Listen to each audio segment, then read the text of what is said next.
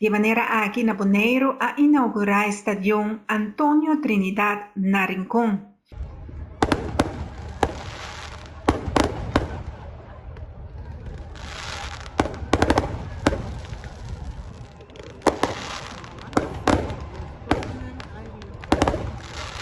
Promete que vai começar a deportista nan a quinta curva para assina nan subivel depois valora e bala. E vega tabata entre Bonaire vias CCV Inter Willemstad. E vega nan riba sumês tabata bom vega na onda couture dos team da hunga de nível hobby alto. Sin embargo, tem uma diferença.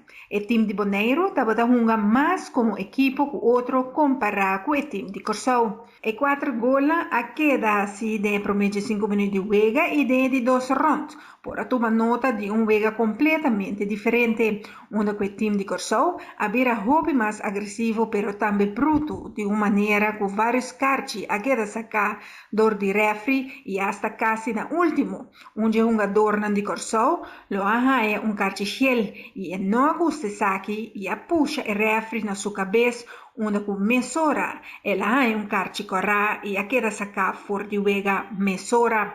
Desde 2 rondas, mirando que o vega a cambia e vira mais bruto, e de 2 partidos não arranca gol.